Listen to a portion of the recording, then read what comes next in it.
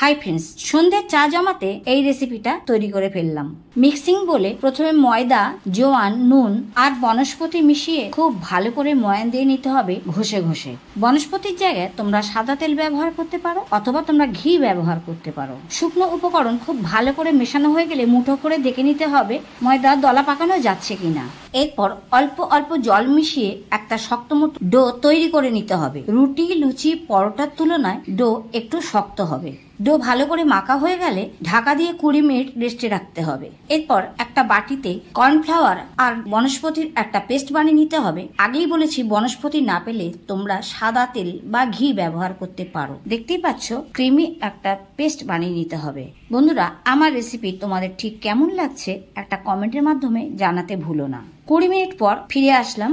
ঢাকা খুলে ময়দা আর একটু ঠেসে নিয়ে এবারে লেচি বানিয়ে নিতে হবে। লেচিগুলো খুব একটা বেশি ছোট হবে না বা বড় হবে না, তোমরা তোমাদের সাইজ মতো করে নিও। আমি একটা মাঝারি সাইজ তৈরি করে নিলাম। এইবারে বেলার সুবিধার্থে লেচিগুলো একটু গোল পাকিয়ে নিতে হবে। এখানে মোট 8খানা লেচি তৈরি হয়েছে। এইবারে কর্নফ্লাওয়ার ছিটিয়ে রুটিগুলো বেলে নিতে হবে এক এক করে। রুটি বেশি মোটা বেলা যাবে না, আর যেহেতু কর্নফ্লাওয়ার দিয়ে বেলছি রুটি বেশ পাতলা করে বেলতে হবে। একটা রুটি বেলা হয়ে গেলে তার উপর কর্নফ্লাওয়ার ছিটিয়ে আর একটা রুটি রেখে দিতে হবে, তা নয়তো লেগে যেতে পারে।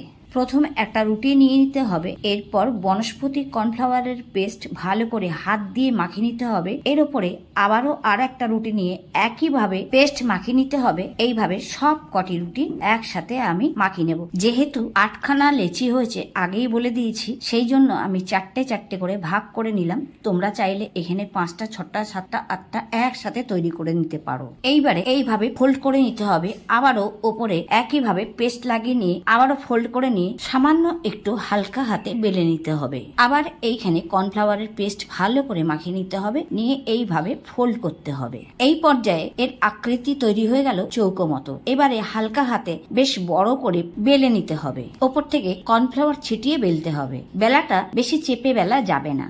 দেখতেই পাচ্ছ কিরকম ভাবে আমি বেললাম। এই পর্যায়ে ছুরির সাহায্যে কেটে নিতে হবে। যেই রকম করে আমরা নিমকি তৈরি করতে গেলে কাটি সেইভাবেই কাটতে হবে। একটু বড় বড় করে কাটলে ভালো হয়। তোমরা তোমাদের মতো ডিজাইন তৈরি করো। আমি একটা আমার মতো করে ডিজাইন তৈরি করলাম। বন্ধুরা, তোমরা আমার কাছে আর কি কি রেসিপি দেখতে চাও কমেন্টের মাধ্যমে জানাতে ভুলো না। আমি চেষ্টা করব তোমাদের পছন্দ মতো রেসিপি তৈরি করার। এখন ওখান থেকে একটা চৌকো অংশ নিয়ে এইভাবে ফোল্ড করে একটু টুইস্ট করে দিলাম। খুবই সহজ একটা ডিজাইন তোমাদেরকে দেখিয়ে দিলাম। তোমরা তোমাদের মতো ডিজাইন তৈরি করে নিও। সব কটি তৈরি করে নিলাম একইভাবে।